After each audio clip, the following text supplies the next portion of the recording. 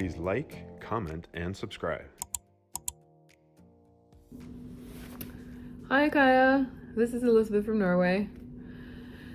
I have a question around patterns and goals, because I have a tendency to set goals, but I end up failing miserably because I keep repeating the same patterns all over again, and I just end up in the same spot, and kind of no matter what angle I try to attack the goal from. And I wondered just why is that? All right, thank you. A huge challenge when it comes to the human mind and how it works is that we often focus so much on what we don't want. I meet people every week who are trapped in the story of what they don't want. There are several aspects to this. And for survival, focusing on the negative is more important. I often talk about our genetics, about evolution, because it's so important that we understand that in regard to our own growth and our own life journey, because we chose to incarnate into this thing. To me, it's the same as understanding the car you're driving. You don't need to understand your car if you're just like driving around in your neighborhood, because then it will always have, service people or a garage, the service point available. But if you want to go places, if you want to go find your own path, drive, into the mountains, into the countryside, and there is nobody there to fix your car, you need to be able to do it yourself. And this body, this human you're in, that's your car. And it's natural that we understand more about how it operates as a vehicle for the journey. And how to deal with our DNA, how to deal with our programmings. And instead of just being victimized by it, to see this is how it is and this is who I am, learn how we can break through and how we can work with this body and with this mind in order to get where we want to go spiritually. Now, to survive, focusing on what is negative is important, because whatever can kill you should be important to you. So collecting negative information about don't do that, don't eat that, that can kill you, that's a dangerous animal, stay away from that person. That is useful. That will help you survive more than, oh, this is a yummy berry, that's a nice person. That will not necessarily help you. That's an add-on. So we have a tendency to focus on what we don't want, because we're trying to figure out how to stay alive by figuring out all the threats. And the interesting thing is, and this is what is very difficult for us when we are in a human life form, when it comes to setting goals, figuring out what we want, often it comes from what we don't want. When most people think of peace, they think of war. When they think of kind of joy, they often think of being free from negativity, free from conflict. Because to survive, it's not getting to a point of excellence or really like big satisfaction or greatness. It's to avoid the negative. So when it comes to our survival brain, it will bring you out of danger. And that's that. But because our lives are so complex, are so complicated, we have so many expectations and so many things in our lives that are difficult. We have like education, studies, we have our profession, work, family, relationships, everything we do, everything we want to achieve. and becomes very difficult. And we have a tendency to then focus on all the dangers. Many people, even when it comes to choosing a profession, it's about the fear of not fitting in, the fear of not being good enough, not being accepted by your parents, not being accepted by your in-laws maybe. You have to achieve certain things because of internalized expectation. It's all negative. And you think, if I only reach that point, then I can relax.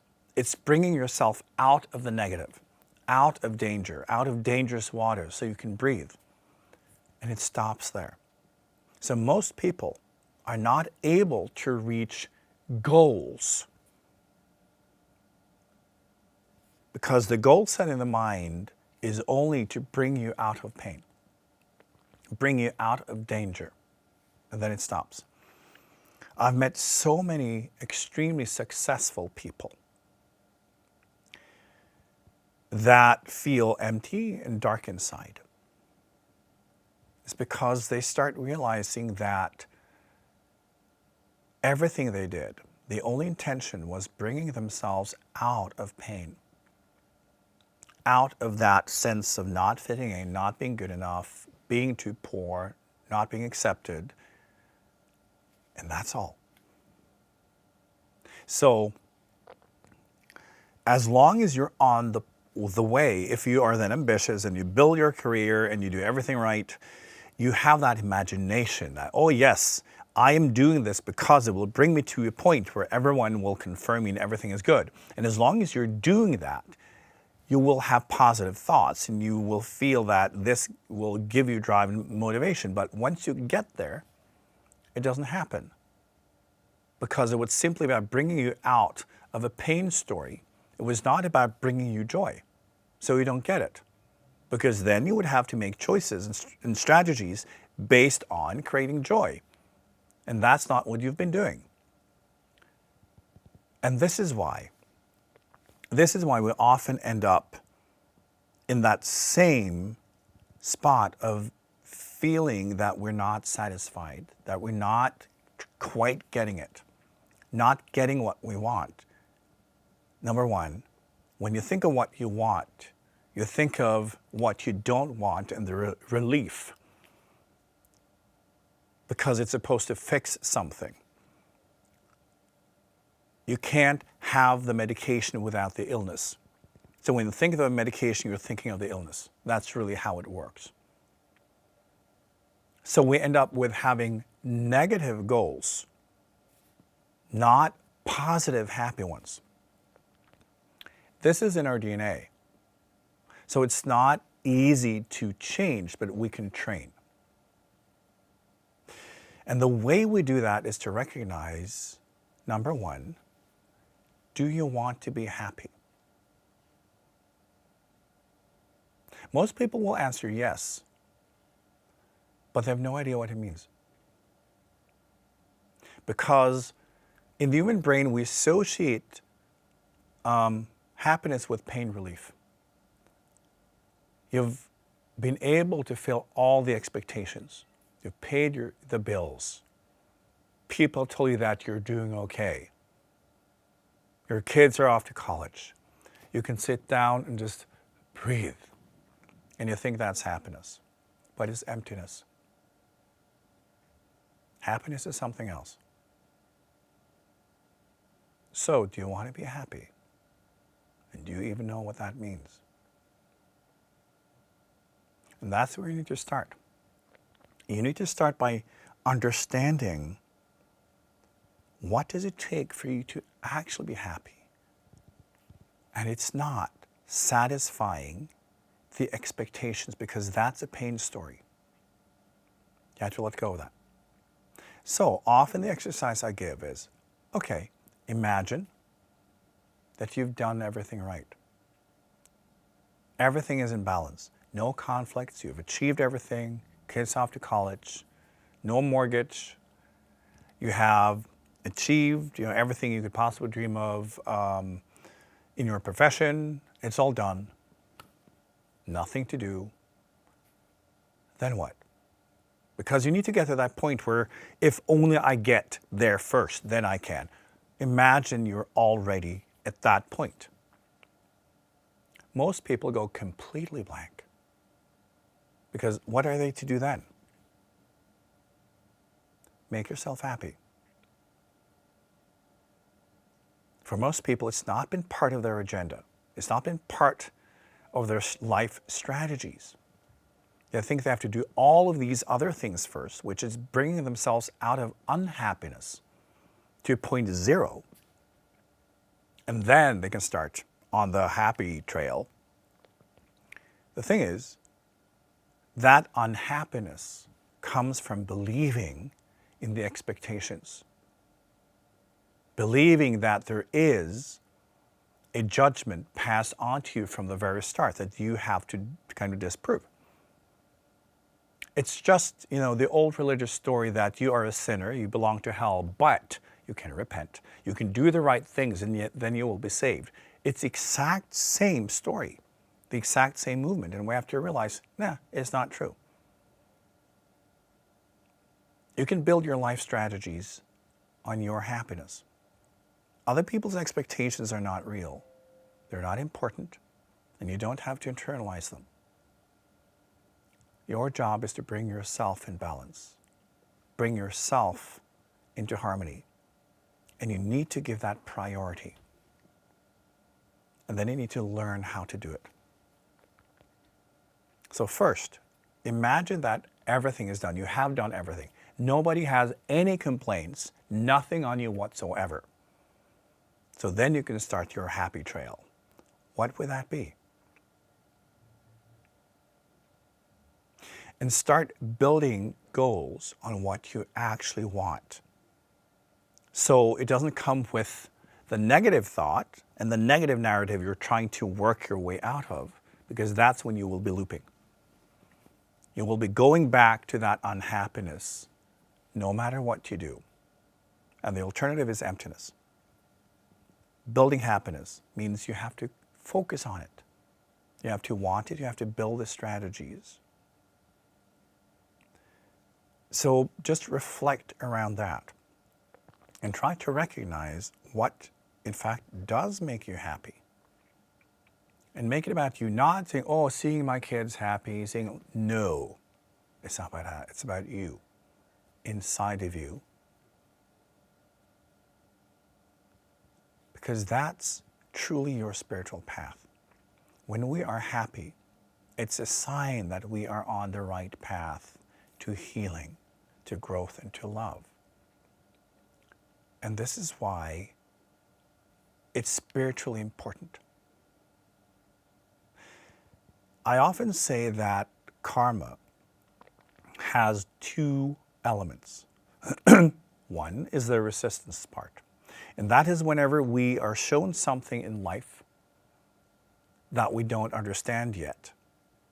We work based on an assumption. We approach life with an assumption. This is how it works. This is who I am. And then life will reflect back. Now, you need to adjust something here.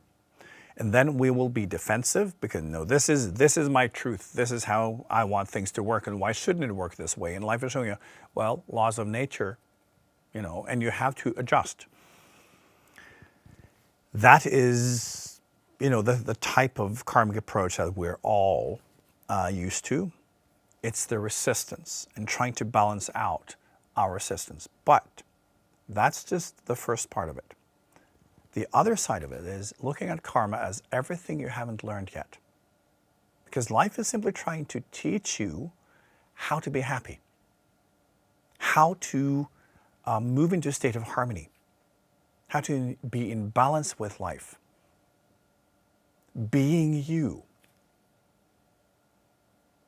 So, there is the resistance part, and then it's the learning part. And as we develop spiritually, we gradually go from resisting everything and defending ourselves and fighting to looking for what life is trying to show us and being excited about what we haven't learned yet. And going straight into that process of trying to learn, knowing that this will bring me more happiness. This will bring me more balance and harmony. we can learn to shift the focus from the pain and suffering, which is the resistance, to the learning, which represents happiness and joy and making things work. It takes time though, because as you know from your own life and other people's lives, resistance is a go-to. It doesn't take much. As long as we react, we are in resistance. That is basically an impulse from life and us going, that's reaction. When we are in complete harmony, there is no reaction because there is no difference between us and what we are in communication with. Therefore, there cannot be any reaction. And the greater the distance between those 2 points, the more we react. And that triggers, of course, everything associated with pain and suffering. And then gradually we adjust, not because we want to, but because life is forcing us. But instead of switching that around to recognizing that life is actually showing how to be happy, how to be more well-adjusted, how to make things work, and how to make us more compatible with life. You can actively build strategies and become happy. And this is how you grow out of going back to the same point over and over again, getting the same result over and over again, and getting what you actually want. Remember that in life, you don't get what you think you want or what you think you need. You get exactly what you are, what you vibrate. And we can learn to open that up and offer that to the world and let life assist us in becoming more compatible, becoming in perfect harmony, move into that kind of space of life, and everything will be fun. And instead of reacting with resistance, we react with joy, curiosity, excitement, playfulness, and celebration. And we will get a different result, a new result, every time.